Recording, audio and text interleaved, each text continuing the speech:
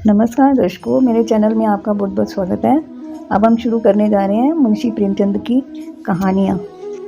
आप अगर मेरे चैनल पर नए हैं तो चैनल को सब्सक्राइब कर दें और बेल आइकॉन दबा दें ताकि जब भी मैं कोई नई वीडियो डालूं तो उसका नोटिफिकेशन आप तक पहुंच जाए। तो इस चैनल पर आपको एक के बाद एक अच्छी से अच्छी कहानियाँ मिलने वाली हैं। तो आइए चलिए शुरू करते हैं मुंशी प्रेमचंद की कहानी कफन। कहानी कफन। झोपड़े के द्वार पर बाप और बेटा दोनों एक बुझे हुए अलाव के सामने चुपचाप बैठे हुए हैं और अंदर बेटी की जवान बीवी बुधिया प्रसव वेदना में पछाड़ खा रही थी। रह रहकर उसके मुंह से एक ऐसी दिल हिला देने वाली आवाज निकलती थी कि दोनों कलेजा थाम लेते थे। जाड़ों की रात थी, प्रकृति सन्नाटे में डूबी हुई, सारा गांव अंधकार में लय हो गया था। यीशु ने कहा, मालूम होता है बचेगी नहीं, सारा दिन दूरते हो गया, जा देख तो आ। माधव चिढ़कर बोला, मरना ही तो है, जल्दी मर क्यों नहीं जाती, देख कर क्या करूं। तू बड़ा बेदर्द है बे, साल भर जिसके साथ सुख चैन से रहा उसी के साथ इतनी बेवफाई। तो मुझसे तो उसका तड़पना और हाथ पांव पटकना नहीं देखा जाता। चमारों का कुनबा था और सारे गांव में बदनाम। यीशु एक दिन काम करता तो 3 दिन आराम करता। माधव इतना कामचोर था कि आध घंटे काम करता तो आधे घंटे भर चिल्लम पीता। इसलिए उन्हें कहीं मजदूरी नहीं मिलती थी। घर में मुट्ठी भर भी अनाज मौजूद हो तो उसके लिए काम करने की कसम थी। जब 2-4 फाके हो जाते थे तो यीशु पेड़ पर चढ़कर लकड़ियां तोड़ लाता और माधव बाजार में बेच लाता। और जब तक वे पैसे रहते दोनों इधर उधर मारे मारे फिरते। गांव में काम की कमी ना थी। किसानों का गांव था, मेहनती आदमी के लिए 50 काम थे, मगर इन दोनों को उसी वक्त बुलाते जब 2 आदमियों से एक का काम पाकर भी संतोष कर लेने के सिवा और कोई चारा ना होता। अगर दोनों साधु होते तो उन्हें संतोष और धैर्य के लिए संयम और नियम की बिल्कुल जरूरत ना होती। ये तो इनकी प्रकृति थी, विचित्र जीवन था इनका। घर में मिट्टी के 2-4 बर्तन के सिवा कोई संपत्ति नहीं थी। फटे चित्रों से अपनी नग्नता को ढके हुए जिए जाते थे। संसार में चिंताओं से मुक्त, कर्ज से लदे हुए, गालियां भी खाते थे, मार भी खाते थे, मगर कोई गम नहीं। दीन इतने कि वसूली की बिल्कुल आशा ना रहने पर भी लोग इन्हें कुछ न कुछ कर्ज दे ही देते थे। मटर आलू की फसल में दूसरों के खेतों से मटर या आलू उखाड़ लाते और भून भान कर खा लेते, या 10-5 ऊख उखाड़ लाते और रात को चूसते। यीशु ने इसी आकाशवृत्ति से 60 साल की उम्र काट दी और माधव भी सपूत बेटे की तरह बाप के पद चिन्हों पर चल रहा था, बल्कि उसका नाम और भी उजागर कर रहा था। इस वक्त भी दोनों अलाव के सामने बैठकर आलू भून रहे थे जो कि किसी खेत से खोद लाए थे। यीशु की स्त्री का तो बहुत दिन हुए ध्यान हो गया था। माधव का ब्याह पिछले साल हुआ था। जब से ये औरत आई थी उसने इस खानदान में व्यवस्था की नींव डाली थी और इन दोनों बेगैरतों का दोजक भरती रहती थी। जब वह आई ये दोनों और भी आराम तलब हो गए थे, बल्कि कुछ अकड़ने भी लगे थे। कोई कार्य करने को बुलाता तो निब्रियाज भाव से दुगनी मजदूरी मांगते। वही औरत आज प्रसव वेदना में मर रही थी। ये दोनों इसी इंतजार में थे कि वह मर जाए तो आराम से सोएं। यीशु ने आलू निकालकर छीलते हुए कहा, जाकर देख तो क्या दशा है उसकी, चुड़ैल का फिसाद होगा और क्या। यहाँ तो ओझा भी 1 रुपया मांगता है।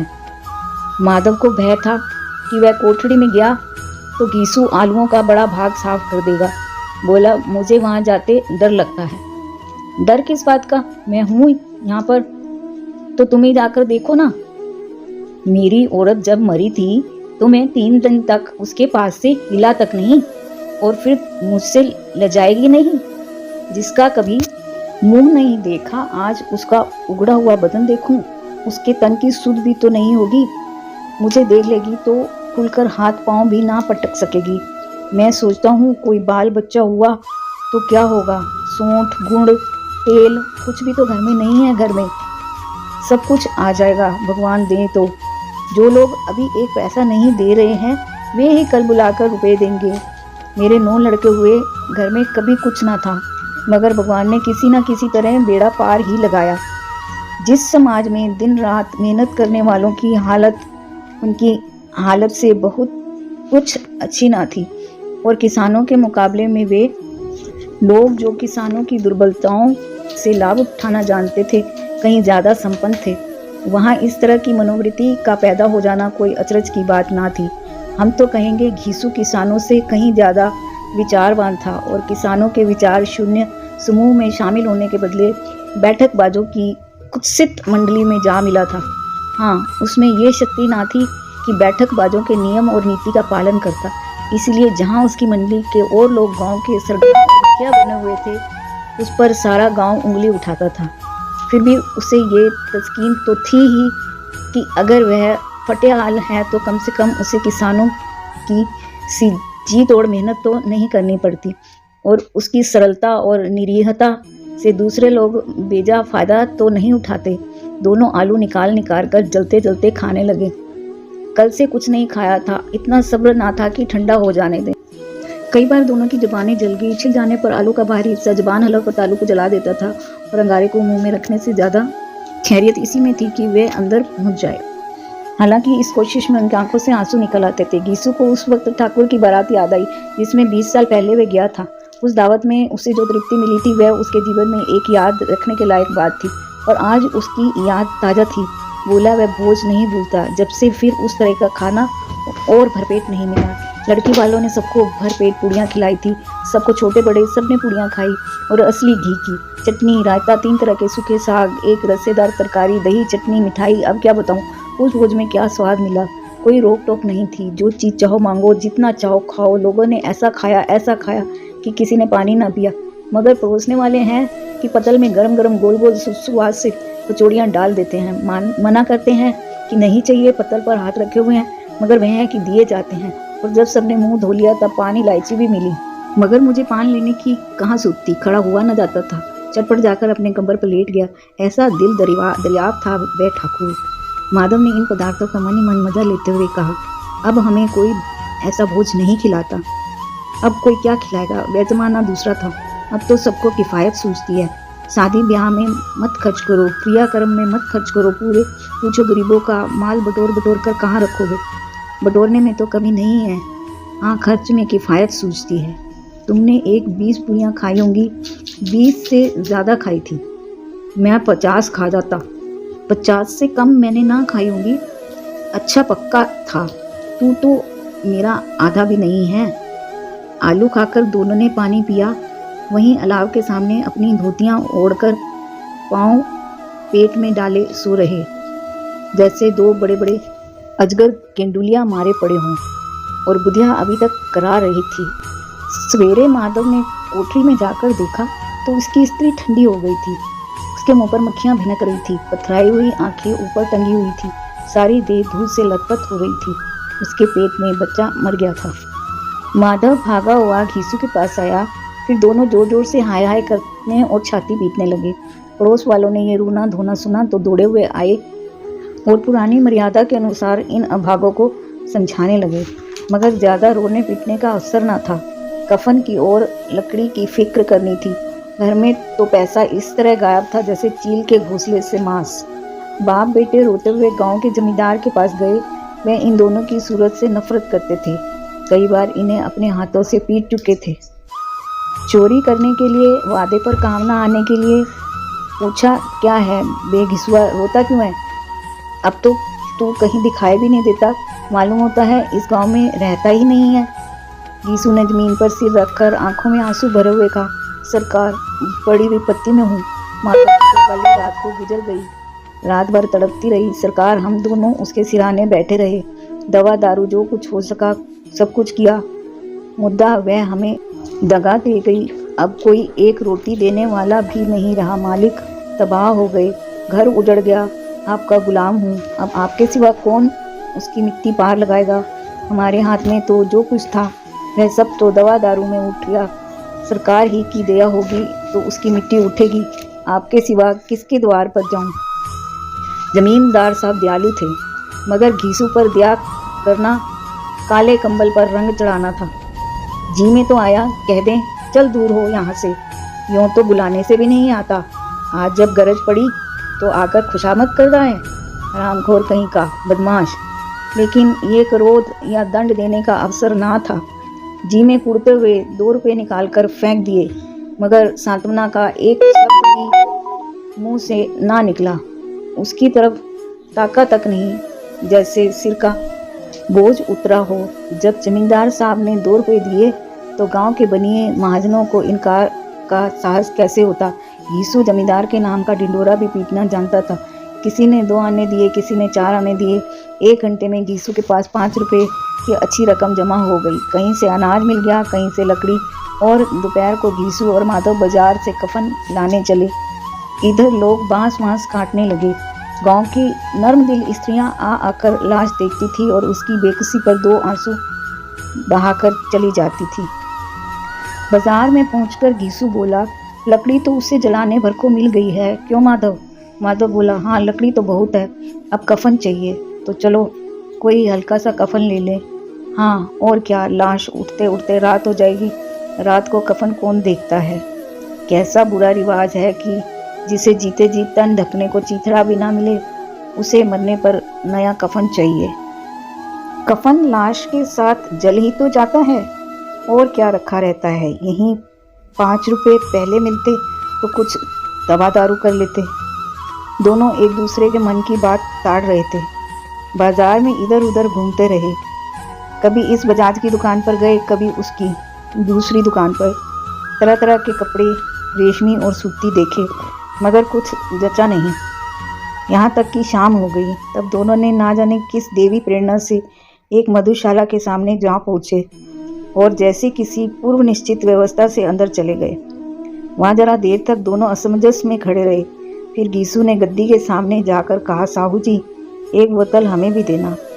उसके बाद कुछ चिखोना आया, तली हुई मछली आई, वो दोनों बरामदे में बैठकर शांतिपूर्वक पीने लगे। कई कुंजियाँ ताबड़तोड़ पीने के बाद दोनों सुरूर में आ गए। यीशु बोला, कफन लगाने से क्या मिलता, आखिर जल ही तो जाता, कुछ बहू के साथ तो ना जाता। माधव आसमान की तरफ देखकर बोला, मानो देवताओं को अपनी निष्पापता का साक्षी बना रहा हो। दुनिया का दस्तूर है, नहीं लोग बामनों को हजारों रुपए क्यों देते, कौन देखता है, पर लोक में मिलता है या नहीं। बड़े आदमियों के पास धन है, फूकें, हमारे पास फूकने को क्या है। लेकिन लोगों को जवाब क्या दोगे? लोग पूछेंगे, नहीं कफन कहाँ है।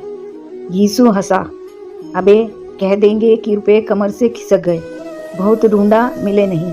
लोगों को विश्वास न आएगा, लेकिन फिर वही रुपए देंगे। माधव भी हंसा। इस अनपेक्षित सौभाग्य पर बोला, बड़ी अच्छी थी बेचारी, मरी तो खूब खिला पिला कर। आधी बोतल तो ज़्यादा उड़ गई। यीशु ने 2 सेर पूड़ियाँ मंगाई, चटनी, अचार, कलेजियाँ। शराब खाने के सामने ही दुकान थी। माधव लपक कर 2 पतलों में से सारे सामान ले आया। पूरा 1.5 रुपया खर्च हो गया, सिर्फ थोड़े से पैसे बचे रहे। दोनों इस वक्त इस शान से बैठे पुड़ियाँ खा रहे थे जैसे जंगल में कोई शेर अपना शिकार उड़ा रहा हो। ना जवाबदेही का खोखता, ना बदनामी की फिक्र। इन सब भावनाओं को उन्होंने बहुत पहले ही जीत लिया था। यीशु दार्शनिक भाव से बोला, हमारी आत्मा प्रसन्न हो रही है तो क्या उसे पुण्य ना होगा? माधव ने श्रद्धा से सिर झुकाकर तस्कीद की, जरूर से जरूर होगा। भगवान तुम अंतर्यामी हो, उसे बैकुंठ ले जाना।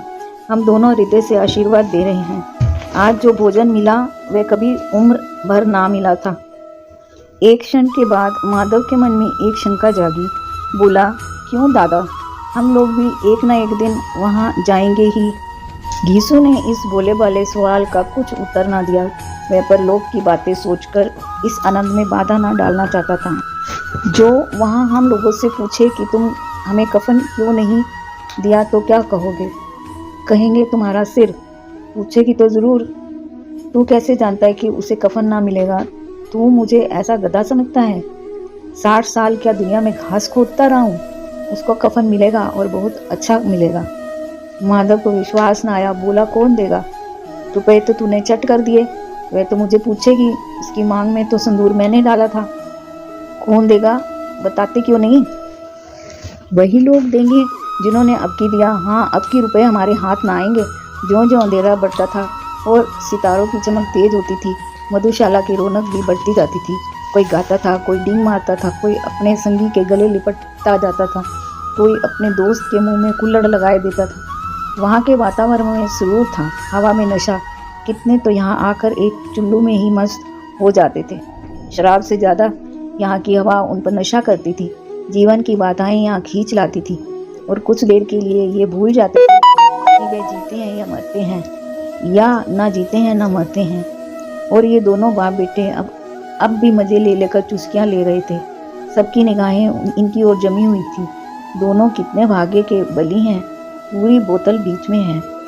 भरपेट खाकर माधव ने बची हुई पूड़ियों का पतल उठाकर एक भिखारी को दे दिया, जो खड़ा उनकी ओर भूखी आंखों से देख रहा था और देने के गौरव, आनंद और उल्लास का अपने जीवन में पहली बार अनुभव किया। यीशु ने कहा, ले जा, खूब खा और आशीर्वाद दे। जिसकी कमाई है वह तो मर गई, मगर तेरा आशीर्वाद उसे जरूर पहुंचेगा। रोए रोए से आशीर्वाद दे, बड़ी गाढ़ी कमाई के पैसे हैं। माधव ने फिर आसमान की तरफ देखकर कहा, वह बैकुंठ में जाएगी दादा, बैकुंठ की रानी बनेगी। यीशु खड़ा हो गया और जैसे उल्लास की लहरों में तैरता हुआ बोला, हाँ बेटा, बैकुंठ में जाएगी। किसी को सताया नहीं, किसी को दबाया नहीं। मरते मरते हमारी जिंदगी की सबसे बड़ी लालसा पूरी कर गई। वह ना बैकुंठ जाएगी तो क्या ये मोटे मोटे लोग जाएंगे, जो गरीबों को दोनों हाथों से लूटते हैं और अपने पाप धोने के लिए गंगा में नहाते हैं और मंदिरों में जल चढ़ाते हैं। श्रद्धालुता का ये रंग तुरंत ही बदल गया। अस्थिरता नशे की खासियत है। दुख और निराशा का दौरा हुआ। माधव बोला, मगर दादा, बेचारी ने जिंदगी में बड़ा दुख भोगा, कितना दुख झेल कर मरी। वह आंखों पर हाथ रखकर रोने लगा, चीखे मार मार कर। यीशु ने समझाया, क्यों रोता है बेटा, खुश हो कि वह माया जाल से मुक्त हो गई, जंजाल से छूट गई। बड़ी भगवान थी जो इतनी जल्द माया मोह के बंधन तोड़ दिए। और दोनों खड़े होकर गाने लगे, ठगनी क्यों नैना झमकावे ठगनी। पियकड़ों की आंखें इनकी ओर लगी हुई थी और ये दोनों अपने दिल में मस्त गाए जाते थे। फिर दोनों नाचने लगे, उछले भी, कूदे भी, गिरे भी, मटके भी, भाव भी बताए, अपने भी किए और आखिर नशे में मदमस्त होकर गिर पड़े।